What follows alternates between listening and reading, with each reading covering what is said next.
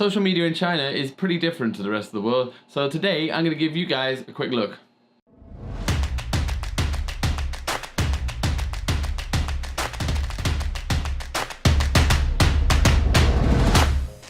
Right, so what's up guys? Today I thought I would give you guys a look at social media in China and how it is very different yet very the same as the rest of the world. Social media nowadays, let's be honest, is like such a big part of people's lives. I think if it just suddenly disappeared, we'd all be left wondering what the hell we're gonna do.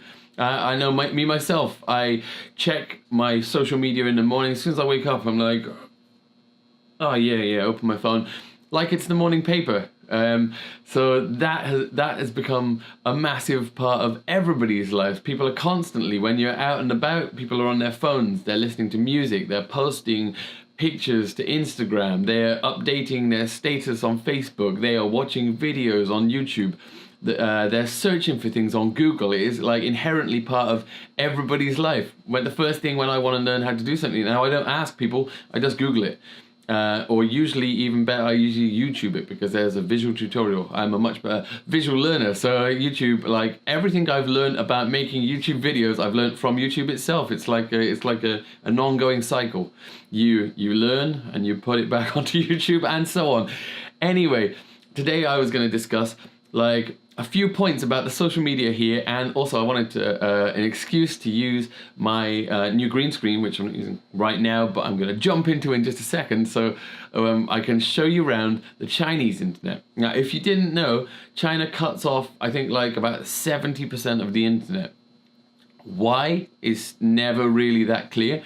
I mean, it has been stated many times that it is because they don't want outside competition coming into China, so they want to keep like a lot of the Chinese people spending their money and spending their time on apps and social media sites and the internet, parts of the internet that China has. And I guess for business that's actually quite a smart move, because then it keeps a lot of the e-commerce inside China. But for people like myself that want to come here and you want to use all of the familiar apps you've used your entire life, it's not so good. Because Facebook is banned, Google is banned, Instagram is banned, like most of the things which you know are banned. Things like Hotmail, no, that's fine. Like my Hotmail account I've always used and it's been completely fine. There are other alternatives to search engines, but it's not quite the same. If you can't use like YouTube, Instagram, Facebook, it kind of makes you feel cut off from back home. And as a foreigner here, it's the one thing you actually rely on to make, like, to give you that kind of like sense of being back home, is like having foreign friends here and having your social media. So no panic, you can get around this. It's pretty easy. There is a whole bunch of these things called VPNs, or you can use proxy servers.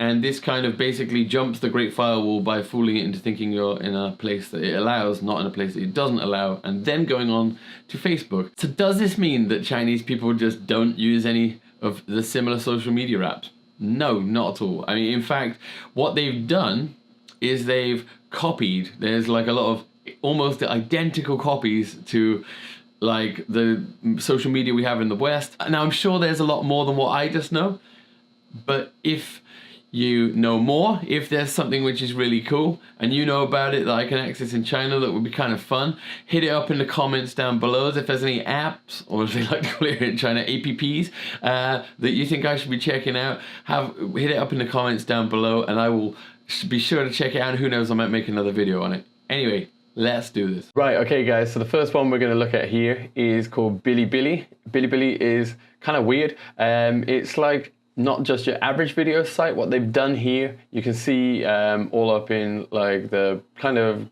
anime like graphics here. I'm pretty sure it's anime. Not that I'm pretty sure this picture is anime, but I'm pretty sure it's anime that this is based around. This site was originally based around some kind of like really niche kind of topic. So to actually get an account on here, what you need to do is you need to do like a test, an exam.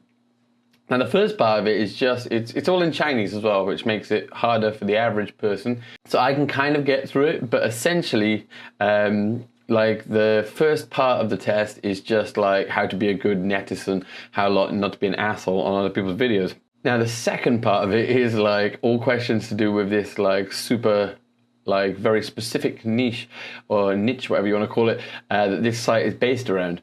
Now, my wife, being Chinese, you'd have thought she'd be able to do this test no problem, but no, she kept failing it because she knows nothing about the actual niche that this is that this site is based around. But this being China, there was never a problem with this. Of course, I went on Taobao and paid like 3 RMB for someone to do the test for me, and then just changed my login details afterwards. So there is always a way around these things. You can see the actual site itself. It's pretty much like any kind of video site. You've got all your categories across the top here. You have your own profile. You can find me on here as Lawai666. If you want to look me up, I have like, if we just have a quick look at my profile, look, we can see that I have like, I've uploaded one video. It only got 47 views, and that was like halfway through last year.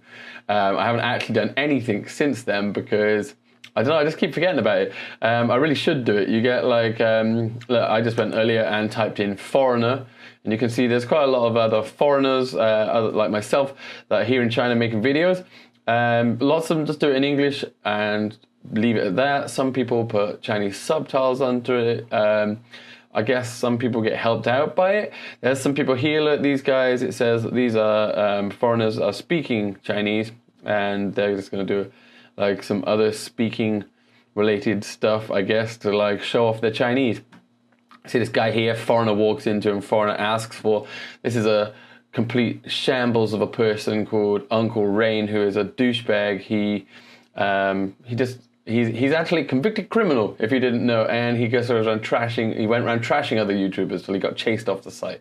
Right, so here you are, look, you can see across the top of the screen here, there is lots of Chinese writing scrolling across, and the thing that makes Bilibili very different from other video sites is you have the option, I'm not sure if you can turn it off, but what it does, look, you can see all the comments people have made on your video. They scroll across the screen in real time at the exact point where the person made them, so you can read them like while you're watching the video.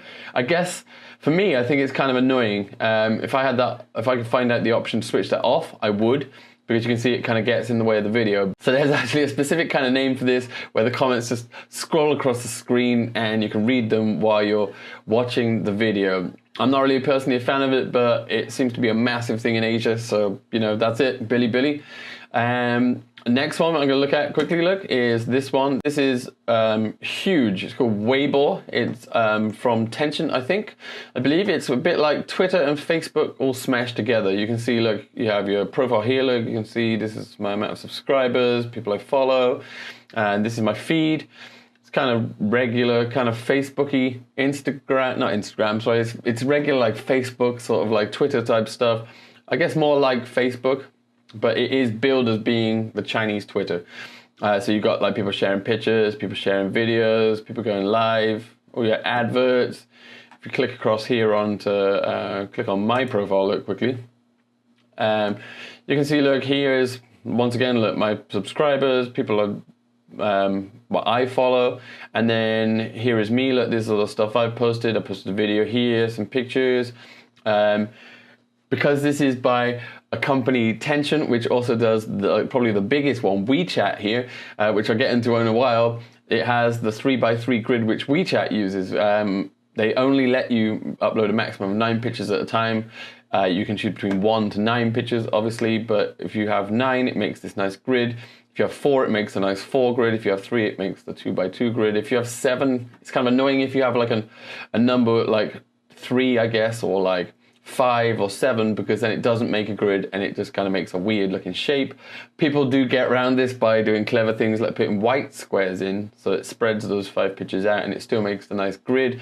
You can also get an app, which I think I found, which splits one picture into 9 different squares, and then it makes it look kind of fancy, but you know, novelty of that wears off after a while. This one is actually massive. Loads of people loads of foreigners on here, lots of people making a lot of money. I think it's not like a lot of Chinese social media isn't the same as YouTube, where you can get AdSense, I don't think, apart from maybe Youku, which I'm not going to mention today because it sucks, because it's just adverts, and the adverts are like 2 or 3 minutes long sometimes. But yeah, this is Weibo. And so this next one is called WeChat, and basically There is like a computer version of it, and it's mainly mobile phone based. A lot of the computer one doesn't have the same features. This is just like on the computers, like chat windows. You can open up windows, you can talk to people, you can send photographs, videos, all that good stuff. And if you are on the phone version, you are able to pay bills, pay off credit card bills, pay your phone bill. You have a thing called the Moments, or Pengyochen in Chinese, which means friend circle. And that's where you can post videos and pictures, kind of like your feed on Facebook. There's all sorts of other features like Discover, and you can find people around you. You can discover, like, get it to listen to music, and it will tell you the name of it. It's kind of like an all-in-one solution for life. So essentially, this is like an app for everything. Basically, it's an app which just lets you do everything in your life. You can communicate with friends, but you can post stuff so that everybody can see. You can pay bills. You can find and unlock bikes, public bikes to use. You can book Didi from it. You can do all that, and that's only just touching the surface. I could do a whole video just on this app. Right, so the last and final app is something that is super popular. It started here in China, I believe, and now it's in the rest of the world. It's called Douyin, and in the rest of the world, you guys would know it as TikTok.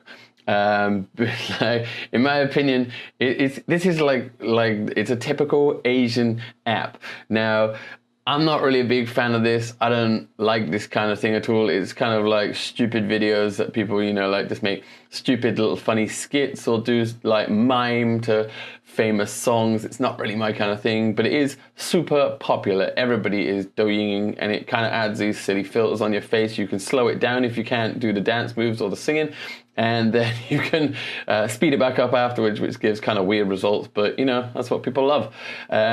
Who's to say what is right and what's wrong? But there we go. It's not my thing.